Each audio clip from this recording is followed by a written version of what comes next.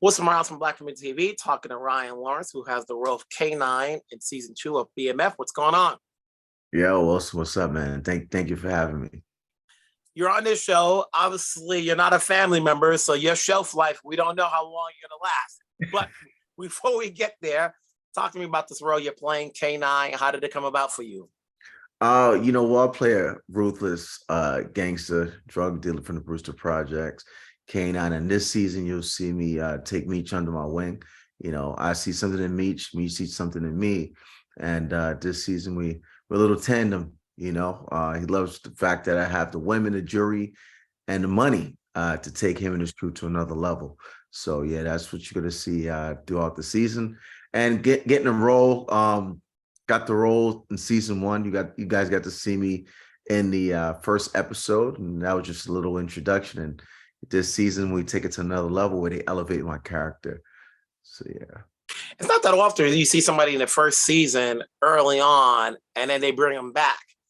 So what was it you did throughout the audition that says, did you know in that first season you were going to come back for season 2? I didn't. And, I was kind of disappointed as well, Wilson. So I ain't even front. So when I spoke to Randy, the showrunner, Randy Huggins, the showrunner, in season 1, I was like, man, I hope to work with you again. He said, absolutely. So he says it, kind of not nonchalant because he has that poker face, right? So I get the call for season 2. I'm excited. I know I'm coming back, and I know I'm coming back for a few episodes. I'm recurring. So I'm excited to be back. Boom, boom, boom. But it's not until I actually get to set and I notice how big this role was. And then it comes to find out what happened, because remember, you can't really find if I can do this role or not, the expanded role in season 1 from that little scene. So I come to find out is that they took a look at my reel, and Randy was like, oh, absolutely, he can do it. So they didn't have to have me re-audition, and they even have to consider casting somebody else like a name, which we know happens a lot in this industry. So because of I had my reel ready, I was able to continue playing this character. And so you got to see a few episodes right now, what I was able to do with the character. Now, is K-9 based on a person, real life person, or is he a composite of people in that time period? He's actually based on a real guy. His name is Lawrence Noel, and my last name is Lawrence. So you see that connection right there. And his street name is Dog. So he's based on a real character. And obviously the actions that's going on are loosely based true story. Mm-hmm. And then when you're playing the role of a ruthless drug dealer, killer, so forth, how do you get into character? Is it easy to play that just to say, yo, I'm gonna kill you or whatever? No. How do you play the character? It's not easy at all. So I had to do a lot of research, and I looked back at the gangsters back in Detroit. So one of the people that I looked and I found out was Young Boys Incorporated out in Detroit. There was one of the first African-American crime families out in Detroit. So that area, I was looking them up. I was looking up Colombians, doing my Google research and looking at YouTube videos to kind of get in that mental space. And my coach, Sheik from Sheik Studios, we got together and we started, developing K-9 because I didn't know anything about him. I couldn't find anything about him at first. Then what happened, my second rehearsal, Heather, the executive producer, as well, me and her sat down. We spoke for about a half hour. She was giving me everything on K-9. I was like, oh, wow, this dude was really, really about that life. So what me and my coach was working on and what the notes that they gave me about K-9, it was a mesh because I was already pretty much along the lines of what he was about. And yeah, just was mentally getting it. And I like to use the method acting, just being in the moment. So however I feel in that moment and of how he probably was feeling at this moment, I tried to gauge that. And I think being I got the love also from his family or friends that know Dog was like, man, that's how he was like. So they loved me playing him, and then they like that I'm playing him to a T. How was it like going on set and interacting with some of the cast members who have already been there since season 1? Did they make you feel at home? How long did it take for you to feel comfortable? Oh man, they made me feel at home since day one. As soon as I walked in the studio, season 2, Ian comes up to me and he was like, "Uh-oh, K-9's here." So once he said that, I was like, "Oh, this is what didn't happen in season 1. I'm like a little bleep walking around, right? So yeah, so I come, he hands me a BMF pen, and as I come through there, people are like, Da Vinci and Miles, and everybody's giving me that eye like, listen, you you got some serious stuff this season. And Miles Truitt was one of my really close guys on set, and he was just pumping me up every time he would see me. He would sit down and watch me do my thing. So everybody showed me some love. Me and Meech hung out 4 hours before we started going back to the other rehearsals, and we would just talk about life and get in character. We would FaceTime each other. So everybody, Michole, Russell, and when we all went to Detroit, we all just got even closer. So they embraced me, and they was excited that I had this opportunity, and they can see that, for my years of grinding, I've been grinding this business for a minute. So they saw that I had that experience. I was gonna be able to do this, do what I'm doing now with this character. Up until the time you're going to come back for season 2, had you been catching up with the episodes as it was coming on, or did you have to play catch up? I've been watching every weekend. If I try to catch it, I try to catch it at midnight when I can, Eastern time.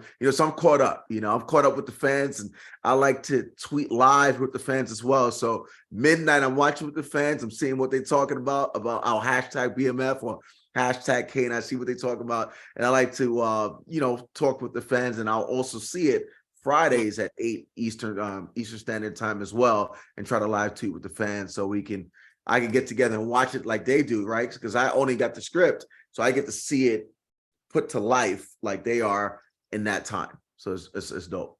We don't know where your character is going to go. Obviously, you say he's based on a real life person, so we'll see more of you this season. But we know that the show just got renewed for season 3, which is great. Congratulations. So it's good to see that, the stars and the creatives, they believe in this. The audience believes in it. Obviously, the numbers are telling the audience. The numbers, the ratings speak for themselves, which is why they renewed it after already 2 episodes, which is good. Some shows can go on for a long time and then get off the air, and then they got to wait to see if they're going to come back. Yeah. So for some actors, they know it's job security. Like, okay, other actors, for a show like this, with the exception of the family, anybody can come and go. Yeah. Anybody can come and go, and it's a question of how they're going to go. Like I haven't seen all the episodes yet to know whether or not you live or die. But hopefully, if you live, which is good, you'll be back next year. If you die, the question is, does he go out in a blaze of glory? Is he gonna be remembered? Because like when you watch the other shows that came out of the Power universe, people always recognize those who die. Whether you got your tattoo taken, you got below the bits. They're like, oh yeah, remember that's like how he went. They know how ghosts fell down. So it's like you don't want to go out regular style, Never. Well, some of the fans already watched the first 2 episodes, so if I go out, I'm going out blazing if that happens. It's a good thing. It's like, what do you think has been the lore of watching these shows, BMF, Power? Stars has a way of attracting this audience, and people are watching it. Like, it's one of the earlier shows. I don't know the history to say it's one of the earlier shows that got people to start watching it at midnight, not waiting till Sunday when it airs or Friday. Like, we call them fiends. Like, I've seen people on their way home, whether it's Long Island or a long train ride on Brooklyn, and they're just like, I'm watching it right now. Right. Like they look forward to seeing it live like everybody else. Yeah. Or just catching it at 1 or 2 in the morning. It's like, what do you think has been the fascination, for this show? I think, well, in talking specifically about BMF, the culture of BMF, people love this story. They set the culture.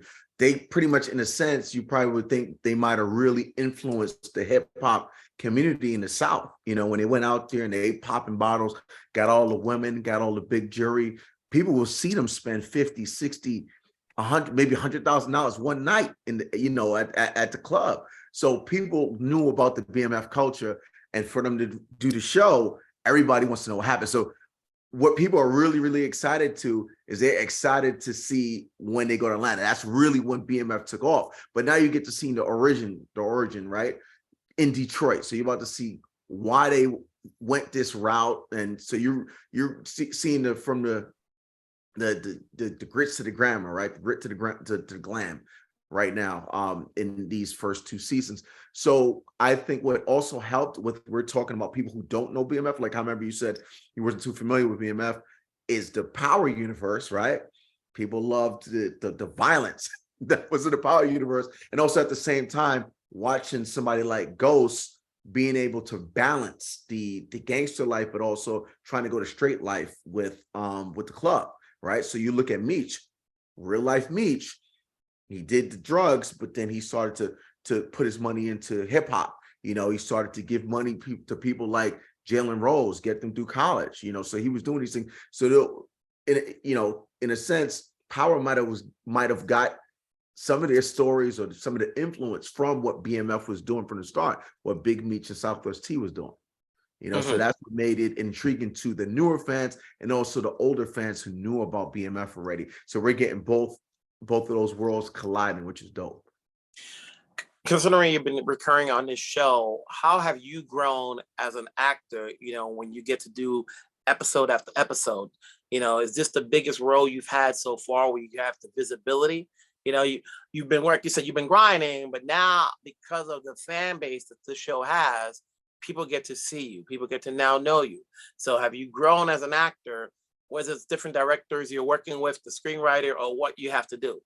Yeah, I think definitely growing as an actor, because I got 5 months to live in this world of K-9. So like I said, when I got with my coach, we was able to compile stuff to develop K-9 and also the information I got from Heather. So now everything about me changed. So I know that I'm going to be filming this for 5 months. Now I'm a reggae guy.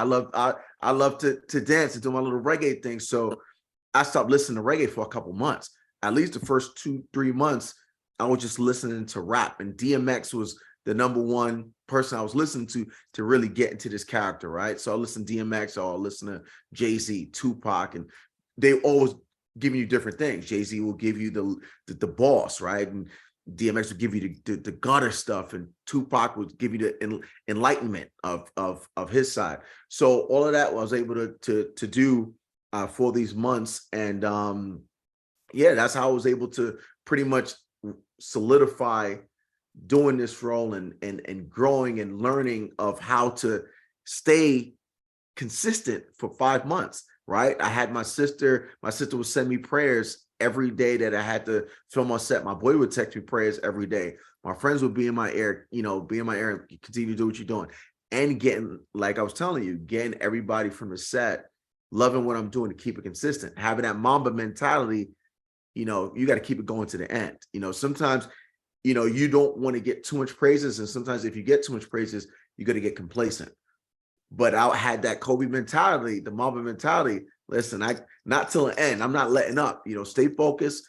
Stay listening to your DMX. Stay still researching how Colombians were, right? He was dealing with the Colombians.